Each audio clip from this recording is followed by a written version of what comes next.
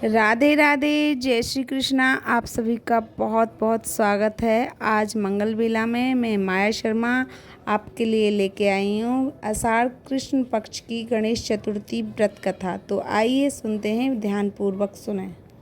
पार्वती जी ने पूछा कि हे पुत्र, आषाढ़ कृष्ण चतुर्थी को गणेश जी की पूजा कैसे करनी चाहिए। आषाढ़ मास के गणेश देवता क्या नाम है उनका, उनके पूजन आदि का क्या विधान है, सो आप मुझसे समझाकर कहिए। तब गणेश जी ने कहा, आषाढ़ कृष्ण चतुर्थी के दिन कृष्ण पिंगल नाम गणेश जी की पूजा करनी चाहिए और उनकी निम्न प्रकार से और प्रेम से कथा सुननी चाहिए।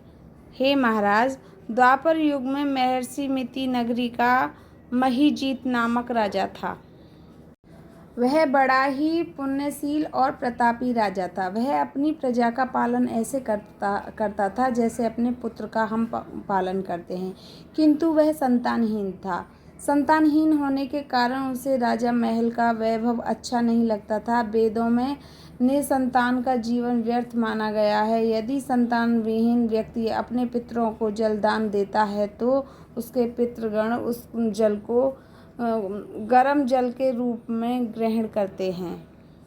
इसी आपोह में राजा का बहुत समय बीत गया। उन्होंने पुत्र प्राप्ति के लिए दान यज्ञ आदि कार्य किए, फिर भी राजा को पुत्रोपति न हुए। जवानी ढल गई और बुढ़ापा आ गया, किंतु वंश वृद्धि नहीं हुई। तदनंतर राजा विद्वान ब्राह्मण और प्रजा सौंदर्य से परामर्श किया। राजा ने कहा कि हे ब्राह्मणों तथा प्रजाजनों, हम तो संतानहीन हो गए हैं। अब मेरी क्या गति होगी। मैंने जीवन में तो जानकर भी पाप कर्म नहीं किया। मैंने कभी कोई अत्याचार और द्वारा धन संग्रह नहीं किया। मैंने तो सदैव प्रजा का पुत्रवत पालन किया है। धर्माचरण द्वारा ही पृथ्वी शासन किया है। मैंने चोर डाकुओं को दंडित किया है, इष्ट मित्रों को भोजन की व्यवस्था की, गौ ब्राह्मणों का हित चिंतन करते हुए श्रेष्ठ पुरुषों का आदर सत्कार किया। फिर भी मुझे अब तक पुत्र न होने का क्या कारण है। विद्वान ब्राह्मण ने कहा कि हे राजन, हम लोग वैसा ही प्रयत्न करेंगे जिससे आपके वंश की वृद्धि हो। और इस प्रकार कहकर सब लोग युक्ति सोचने लगे। सारी प्रजा राजा के मनोरथ की सिद्धि के लिए ब्राह्मणों के साथ वन में चली गई। वन में लोगों को एक श्रेष्ठ मुनि के दर्शन हुए। वे मुनिराज नेहाल रहकर तपस्या में लीन थे। ब्रह्मा जी के समान वे आत्मजीत, क्रोधजीत तथा सनातन पुरुष थे। संपूर्ण वेद विरासत एवं अनेक ब्राह्मण तथा प्रसन्न वे महात्मा थे। उनका निर्मल नाम लोमस ऋषि था। प्रत्येक कल्पात में अनेक एक रोग पतित होते हुए इसलिए उनका नाम लोमस ऋषि पड़ा। ऐसे में चित्रकालदर्शी महर्षि लोमस ने उन लोगों के दर्शन किए। सब लोग उन तपस्वी मुनि के पास बड़े उचित अभ्यर्थना एवं परिणाम दी के अनंतर सभी लोग उनके समक्ष खड़े हो गए।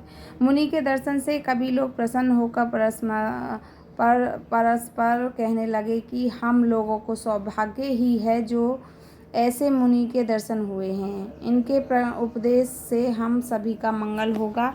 ऐसा निश्चय किया। उन लोगों ने मुनिराज से कहा, हे ब्राह्मण ऋषि, हम लोगों के दुख का कारण सुनिए। आपके संदेश के निवारण के लिए हम लोग आपके पास आए हैं। हे भगवान, आप कोई उपाय बताइए। महर्षि लोमस ने पूछा, सज्जनों, आप लोग यहाँ किस अभिप्राय से आए हैं। मुझसे आपका क्या प्रयोजन है, स्पष्ट रूप से कहिए। मैं आपके सभी संदेशों का निवारण करूँगा। उस पर प्रजाजनों ने उत्तर दिया, हे मुनि, हम महीमती नगरी के निवासी हैं। हमारे राजा का नाम महीजीत है। वह राजा ब्राह्मणों का रक्षक, धर्मात्मा, दानवीर, शूरवीर एवं मधुर भाषी है तथा राजा ने हम लोगों को हमारा पालन पोषण किया है, परंतु ऐसे राज को आज तक संतान की प्राप्ति नहीं हुई है। हे भगवान, माता पिता तो केवल जन्मदाता होते हैं, किंतु राजा की वास्तव में ही पोषक एवं समर्थक होता है। उसी राजा के निमित्त हम लोग ऐसे घने वन में आए हैं। हे महर्षि, आप कोई ऐसी युक्ति बताइए जिससे राजा को संतान की प्राप्ति हो, क्योंकि ऐसे गुणवान राजा को कोई पुत्र नहीं हो, यह बड़े दुर्भाग्य की बात है। हम लोग परस्पर विचार विमर्श करके इस गंभीर वन में आए हैं। इसके सौभाग्य से ही हम लोगों का आपके दर्शन किए हैं। हे मुनिवर, किस व्रत दान पूजा आदि अनुष्ठान कराने से राजा को पुत्र होगा, आप कृपया करके हम सबको बतलाइए। प्रजाजन की बात सुनकर महर्षि लोमस ने कहा, हे सज्जनों, आप लोग ध्यानपूर्वक सुनो। मैं संकट नाशक व्रत को बतलाता हूँ। यह व्रत निसंतान को संतान और निर्धन को धन देता है। आषाढ़ कृष्ण चतुर्थी को एकादंत गजानन नामक गणेश की पूजा करें।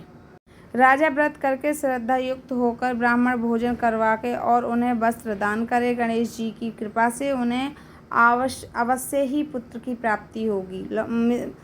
महर्षि लोमस की यह बात सुनकर लोग सभी करवृद्ध होकर उठ खड़े हुए, नतमस्तक हो गए। दंडवत प्रणाम करके सभी लोग नगर को आए। वन में घटित सभी घटनाओं को प्रजाजनों ने राजा से बताया। प्रजाजनों की बात सुनकर राजा बहुत ही प्रसन्न हुआ और उन्होंने श्रद्धापूर्वक विधिवत गणेश चतुर्थी का व्रत करके ब्राह्मणों को भोजन, वस्त्र आदि का दान किया और रानी सुदक्षिणा को श्री गणेश की कृपा से सुंदर सुलक्षण पुत्र प्राप्त हुआ। जो व्यक्ति इस व्रत को श्रद्धापूर्वक करेंगे वह समस्त शारीरिक सुख के अधिकारी होंगे। बोलो गणेश भगवान की जय। यह थी मेरी गणेश चतुर्थी की कथा, समाप्त हुई। जिस को भी मेरी यह कथा पसंद आई हो मुझे लाइक करे, कमेंट करे, सब्सक्राइब करे और करे शेयर। फिर मिलती हूँ अगली कथा के साथ। तब तक राधे राधे। जय श्री कृष्णा। अपना ध्यान रखना।